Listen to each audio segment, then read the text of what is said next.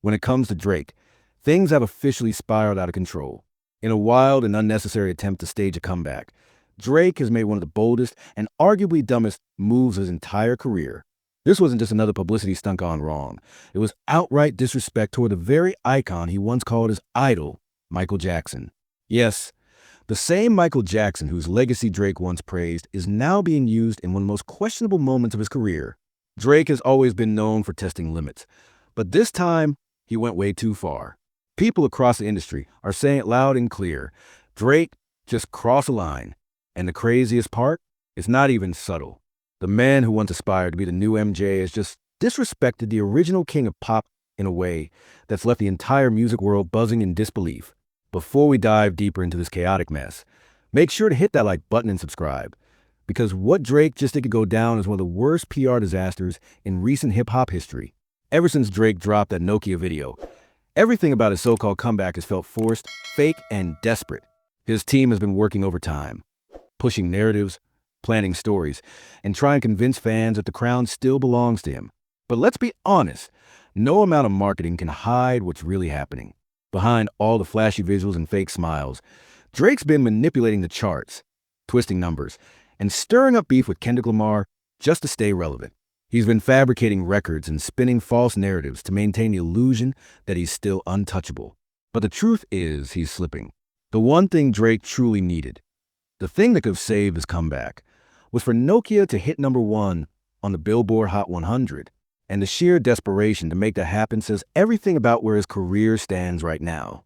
After releasing his so-called new record, which suspiciously borrowed from the Beatles, Drake decided to push things even further. This time, he targeted the man who was bigger than the Beatles themselves, Michael Jackson. His plan? To surpass MJ for the most #1 songs ever, and then brag about being the greatest artist of all time. Drake really believed that by playing with numbers, twisting narratives, and faking his way into the record books, he could convince the world that he transcended hip-hop itself. But here's the thing, nobody's buying it. Despite all the smoke and mirrors, the lies, and the stage achievements, this desperate move backfired spectacularly. Drake didn't just reference Michael Jackson's legacy, he exploited it. And in doing so, he crossed a line you simply don't come back from. Fans and fellow artists alike are calling him out. Drake tried to manipulate the legends to prop himself up, and it blew up in his face. Behind the scenes, OVO has been working overtime. His entire camp, producers, PR teams, and hangers-on, are scrambling to maintain the illusion that Drake's comeback is real. They're pulling strings, buying buzz, and whispering in every industry ear they can find, hoping to convince the world that Drake is about to reclaim his untouchable status. But the truth speaks louder than any chart position. Everything he's done has only exposed how far he's fallen, and how little respect he has for the legends who paved the way. Even now, as he continues to spin narratives and paint Kendrick Lamar as the villain, Drake's crew, people like Baca from OVO, are jumping into the chaos, desperately trying to balance the field in rap. But the more they move, the faker it all looks. Drake's grand illusion of dominance is unraveling right before everyone's eyes. He and his team have been busy throwing shade, painting Kendrick Lamar as some deceitful figure who lies and does whatever he wants. But let's be real, no one in hip-hop is buying that nonsense. Everyone can see right through it. The real game here isn't about who's the better man. It's about Drake desperately trying to drag the spotlight back onto himself, hoping people forget that his career took a massive hit he still hasn't recovered from. Behind all that fake moral outrage lies a bigger agenda, a carefully crafted illusion meant to make Drake look unstoppable again. His team has been pushing this narrative so hard it feels scripted. They lined up 3 major wins, 3 moments they believe would convince the world that Drake is officially back on top, and even ahead of Kendrick Lamar. So let's break it down.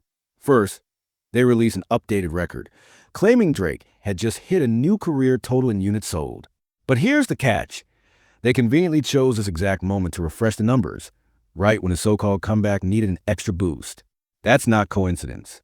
That's calculation. They're banking on casual fans not understanding how certifications actually work. Because unlike Drake, Kendrick doesn't care about flashy updates. His team hasn't even refreshed his numbers since Mr. Morale and the Big Steppers, meaning none of that album's massive success has been added in. So when Drake's people brag about totals, it's all smoke and mirrors, numbers that can't even be fairly compared. But they didn't stop there.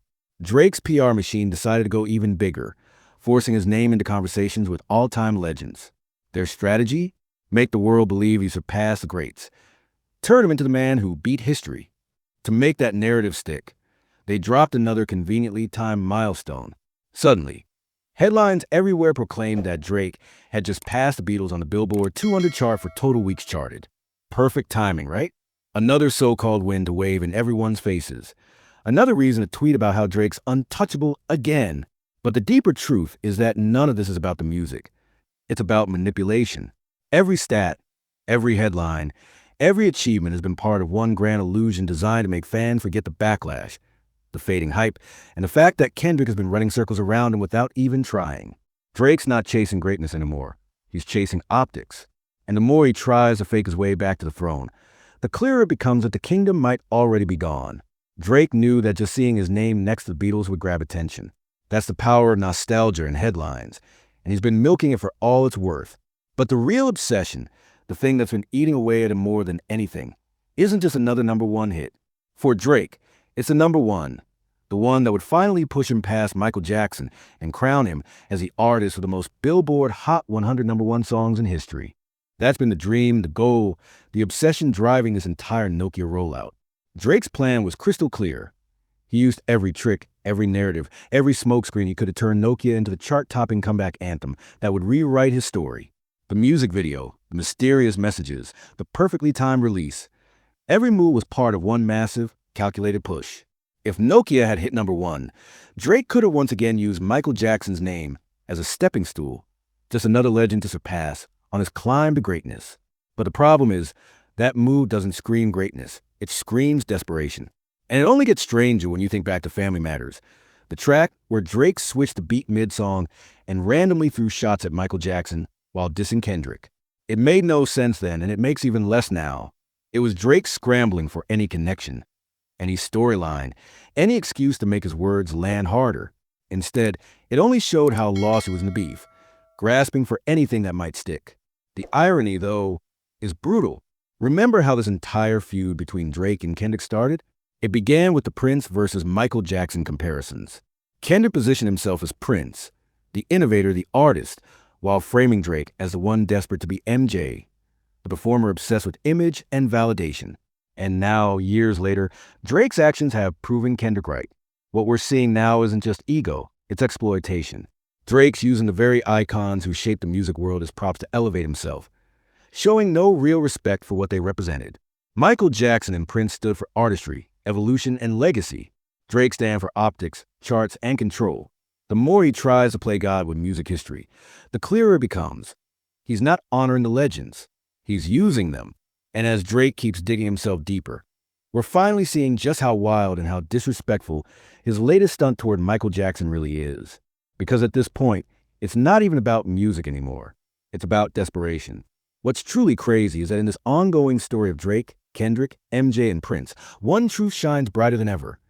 Kendrick Lamar is the one actually carrying their spirit. Musically, creatively, and even spiritually, Kendrick reflects the boldness of Prince and the depth of Michael Jackson, while Drake keeps slipping further behind, chasing clout instead of legacy. You want proof? Look at this so-called race. Drake's been running against MJ, trying to break records, flaunting his stats, and claim superiority over the king of pop.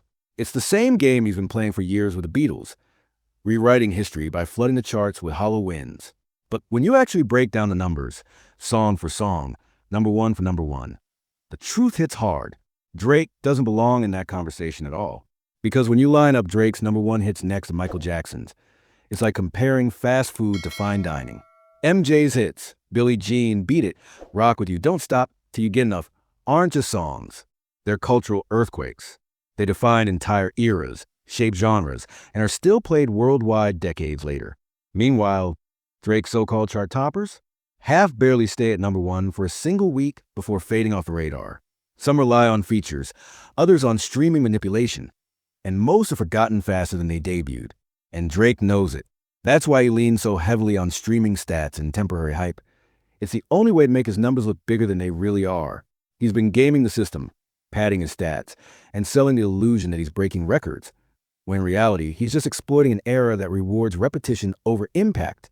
And that's exactly what makes this entire MJ comparison so painfully off. The arrogance is unreal. Even back when Drake rapped alongside J. Cole on First Person Shooter, flexing like he and Michael Jackson were on the same level, it was already disrespectful. Michael's number ones were timeless works of art. Drake's are algorithm hits. Yet he still dares to claim the same greatness. Even though deep down, everyone knows he's not creating classics. He's creating clicks.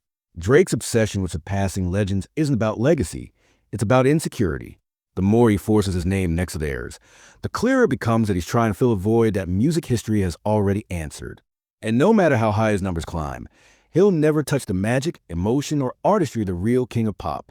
When you talk about Michael Jackson, you're talking about pure musical magic. Songs like You're Not Alone, The Way You Make Me Feel, Dirty Diana, and Ben, these aren't just hits. They're cultural landmarks. Tracks that shape generations, songs that can play anywhere in the world and still have entire crowds singing every word. That's what a real number one sounds like. That's what timeless impact looks like. MJ didn't just top charts, he owned them. His music didn't rely on algorithms or playlists. It relied on emotion, talent, and world-shaking artistry. And that's where the line between Michael and Drake becomes painfully clear. Back in MJ's era, artists had to earn every single sale, every radio spin, every fan reaction. There were no streams to pad stats, no playlist placements to inflate numbers. It was raw connection, pure power, and undeniable greatness that made you number one. Drake, on the other hand, has been coasting on a digital cheat code. Sure, early in his career, he had real hits, songs that genuinely resonated. But in the latter half of his run, it's been a parade of hollow chart tricks. Just look at the tracks that pushed him closer to MJ's record. Jimmy Cook's Toosie Slide, Way Too Sexy from Certified Lover Boy, What's Next from Scary Hours 2, Slime You Out, and First Person Shooter with J. Cole. Be honest, how many of those still get heavy rotation today? Exactly. None of them stuck around. Each one popped for a week, grabbed the number one spot, then vanished from the top 10 like smoke in the wind. Fans checked them out of curiosity, not passion. People listen because it's Drake. But once the hype fades, nobody's replaying those songs like they do Billie Jean. And that right there exposes the truth. Drake's chart victories aren't cultural moments. They're marketing schemes.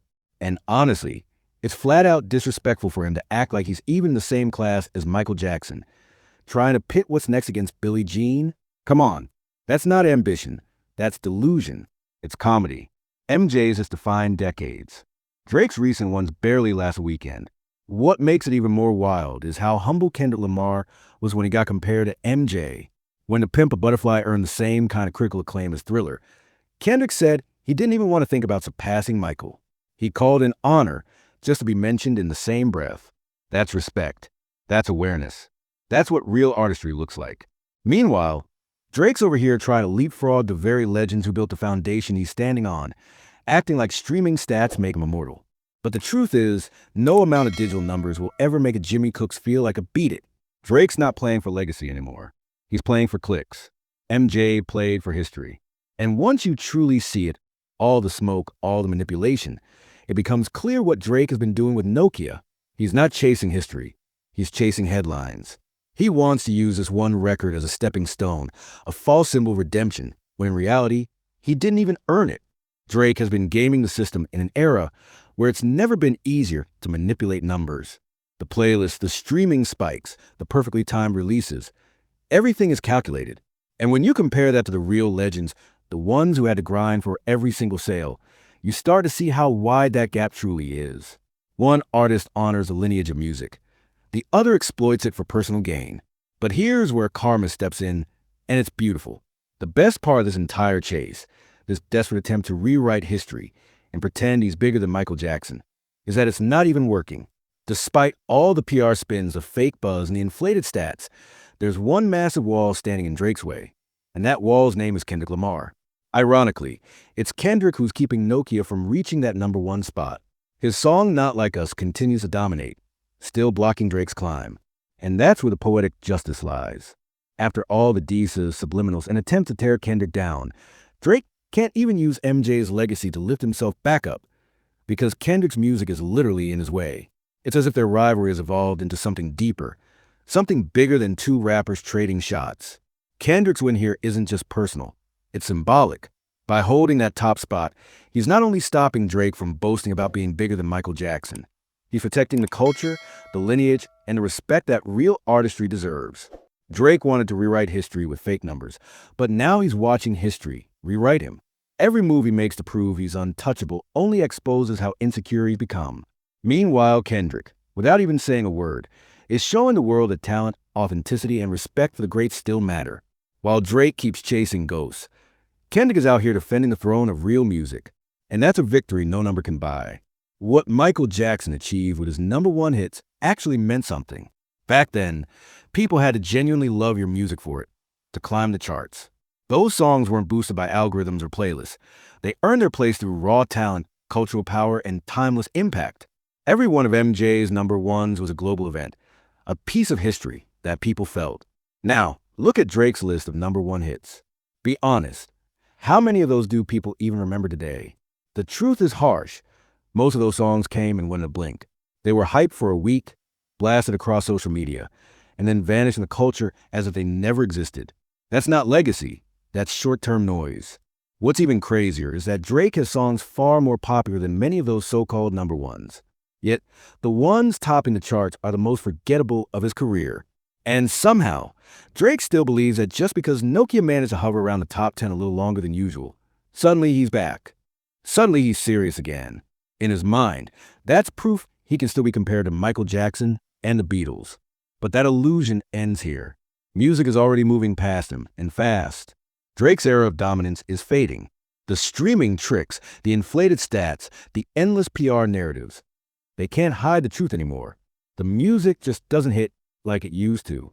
The energy is gone, the hunger is gone, and fans are starting to see through the facade. The industry might still feed him headlines, but the culture, the real culture, is letting go. He can try all he wants to rewrite history, but he'll never reach the greatness of MJ or the Beatles. Those artists built legacies that can't be faked, replicated, or algorithmically inflated. And honestly, it's poetic. After years of manipulation, it feels like balance is finally being restored. Drake wanted to crown himself king, but the throne belongs to those who earned it the real way. And for now, that truth still stands tall. With Kendrick Lamar and Luther holding down that #1 spot, Drake's dream of twisting Michael Jackson's legacy for his own gain is officially dead. Finished. No matter how hard he tries to spin it, he'll never again turn MJ's greatness into a marketing tool. It's as if the universe itself is saying, "Not this time, Drake." It's poetic justice, because the very legends he tried to climb over are the ones his music will never touch. And now I want to know what you think. How do you feel about Drake trying to use and disrespect MJ's legacy just to prop himself up? Do you think this stunt will finally make him realize you can't fake greatness forever? Or will he double down and keep chasing numbers like they mean something real? And more importantly, do you think Nokia will ever actually hit #1? Or has Kendrick already locked that door for good? Because right now, it looks like Drake's entire comeback fantasy just went up in smoke. Let me know down below what you think about all this chaos, because this might be one of the wildest turns in Drake's career yet. And if you made it this far into the video, make sure to like, subscribe, and share. It helps a ton and keeps the channel growing. And if you want to see exactly how Drake just got exposed in one of the worst ways possible, showing that he might have made one of the biggest mistakes of his entire career, trust me, you'll want to see what happens next. See you in the next one.